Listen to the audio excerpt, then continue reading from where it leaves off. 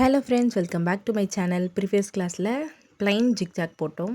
இதில் வந்துட்டு zigzag with chain stitch போட போகிறோம். இதுக்கு நம்ம 2 லைன் போட்டுக்கலாம்.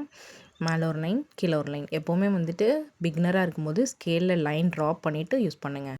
இந்த ஸ்டிச் போடுறதுக்கு நான் silk thread and zari thread 2 எடுத்திருக்கேன். நீடல் சைஸ் 13. இப்போ வந்துட்டு ஃபஸ்ட் லைனில் வந்துட்டு நம்ம ஜரி த்ரெட் கொடுக்க போகிறோம்.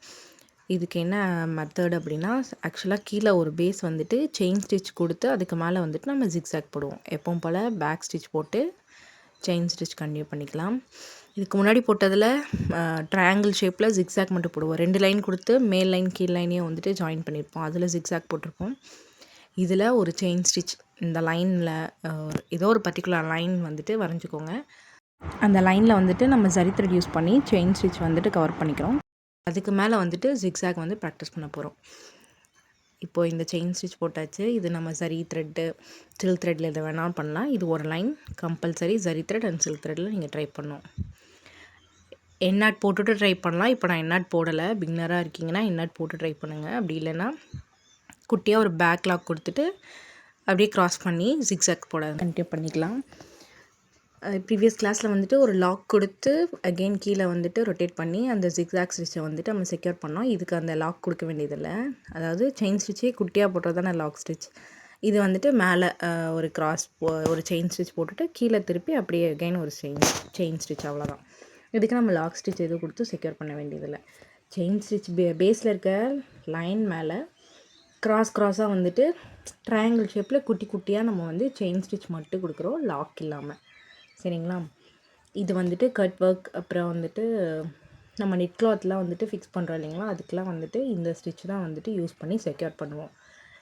இந்த ஜிக்ஸாக் வித் செயின் ஸ்டிச் கொடுத்தோம் அப்படின்னா அந்த கிளாத் வந்துட்டு பிரியாமல் இருக்கும். கட் ஒர்க்லாம் யூஸ் பண்ணும்போது சம்டைம்ஸ் நம்ம சேர்த்து இது பண்ணும்போது கிளாத்லாம் வந்துட்டு டேமேஜ் ஆகிறதுக்கு வாய்ப்பு இருக்குது. இந்த மாதிரி ஸ்டிச் போட்டு நம்ம அதை செக்யூர் பண்ணிட்டோம்னா அது அப்படியே இருக்கும். அதனால தான் இந்த ஸ்டிச் யூஸ் பண்ணுறது.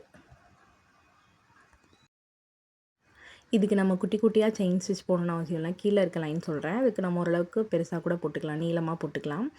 ஆனால் மேலே போடுற நம்ம அந்த ஜிக்ஸாக் ஸ்டிச் வந்துட்டு ரொம்ப நெருக்கமாக போடணும். அதனால தான் கீழே இருக்க ஸ்டிச் வந்துட்டு கொஞ்சம் பெருசாக போட்டாலும் ப்ராப்ளம் இல்லை. மேலே போடுறது நம்ம வந்துட்டு நல்லா உருட்டு ஸ்டிச் மாதிரி குண்டு குண்டாக இருக்கணும். அப்போ தான் நம்மளுக்கு வந்துட்டு கிளாத் டேமேஜ் ஆகாமல் சேஃபாக இருக்கும்.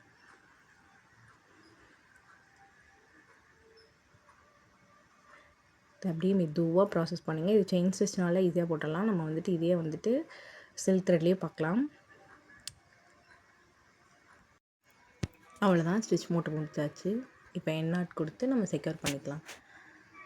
நெக்ஸ்ட் வந்துட்டு சில்க் த்ரெட்டில் எடுத்துக்கலாம். சில்க் த்ரெட்டில் வந்துட்டு நான் வந்துட்டு இதில் ஜரி த்ரெட்டில் பேஸ் கொடுத்து மேலே வந்து சில்க் த்ரெட்டில் வந்துட்டு ஜிக்ஸாக் கொடுக்க போகிறேன். நீங்கள் சில்க் த்ரெட்லேயே பேஸும் கொடுத்து சில்க் த்ரெட்டில் கான்ட்ராஸ்ட் கலர் எடுத்து அந்த கிராஸ் ஜிக்ஸாக் வந்துட்டு கொடுக்கலாம், இன்னும் அழகாக இருக்கும்.